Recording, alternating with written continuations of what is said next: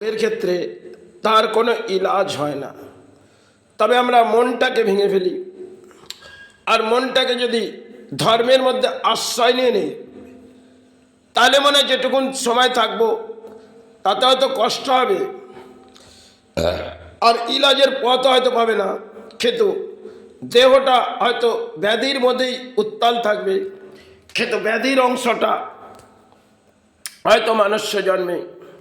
এক্ষেত্রে হয়তো থাকলো একটি ধর্ম, যেরকম দেখবেন প্রেমানন্দ মহারাজ, তিনি কিন্তু ব্যাধি নিয়েও ধর্মটাকে করে যাচ্ছেন এবং ধর্মটাকে তিনি শ্রেষ্ঠ ভেবেছেন।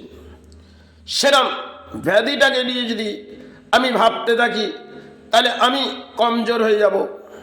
এরকম আমরা ব্যাধি নিয়ে হয়তো বহু ইলাজের পথ খুঁজি, কিন্তু কখনো দেখলাম ইলাজ করে কোনো কিছুই সাহারা হচ্ছে না। যেরকম কিডনির বিমারি, বহু কিছু রোগ আছে যেগুলো একটি শিরা ব্লক হয়ে গেলেন, সেটা হয়তো আমার ক্ষেত্রে হয়েছে। সেক্ষেত্রে সেটাকে ফিরিয়ে নিয়ে আসা ডাক্তারি রিসার্চে করা যায় না, তাহলে এর পেছনে হয়তো অর্থের লড়াই করে সফল হওয়াও যায় না। কারণ সফলের আশা আমরা মনুষ্য জন্মাইতে দেখতে পারি, কিন্তু সেক্ষেত্রে আমাদের জীবনটা বিফলে আসে। তবে সেই বিফলের জন্যে আমরা যদি ধর্মের মধ্যে আশ্রয় নিয়ে মনটাকে ধর্মের মধ্যে ফেলে দিই, তাহলে দেখবে ব্যাধিটা যেন আপনার জীবন থেকে হয়তো কষ্ট আসছে, রিলিভ হচ্ছে না, কিন্তু শুভ সকাল হবে হয়তো রিলিভ হলেন, আর লড়াইটা করছেন কর্মের মধ্যে চাই ধর্মের মধ্যে, তবু ব্যাধিটা আপনার মনের মধ্যে এবং চিন্তা যেন কোনো রকম না থাকে। তাহলে দেখবেন রোগের চিন্তা হচ্ছে সব থেকে রোগকে যেন আকারে বাড়িয়ে দেয়।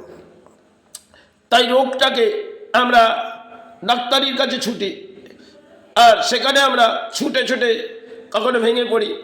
যেরকম আজকের তারিখে দেখবেন নার্ভের প্রবলেম বহু ধরনের, আর এই নার্ভগুলো আমরা একটা দৃষ্টিভঙ্গিতে যদি আসি, এই নার্ভ আমার নিজেরও হয়েছে, সেটা পড়ে যাওয়ার পর তাহলে পড়ে গেলাম, কষ্ট হলো, আবার আস্তে আস্তে রিলিফ হলো।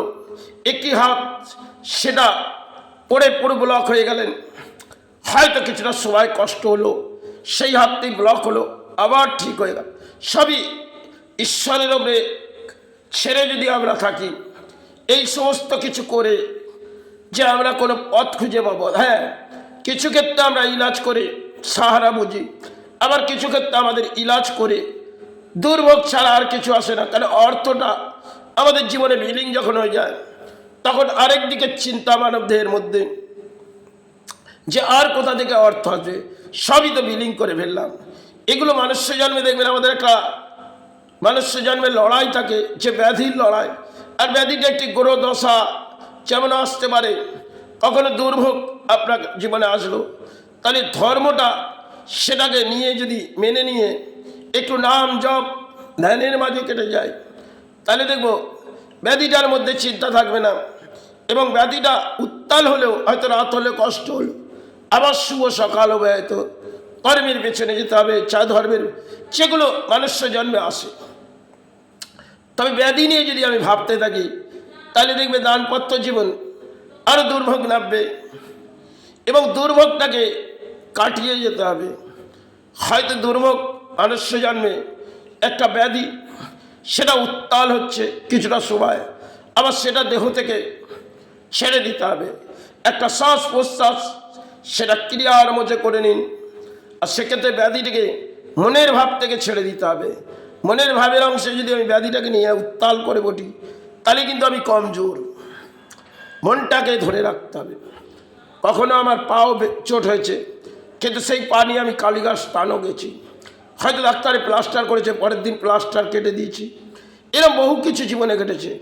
হয়তো আজকে পোস্টেডের জায়গাটা সেটা ইউরিনার হয় না, কারণ ইউরিনটা সেই সমস্ত শিরাগুলো ব্লক।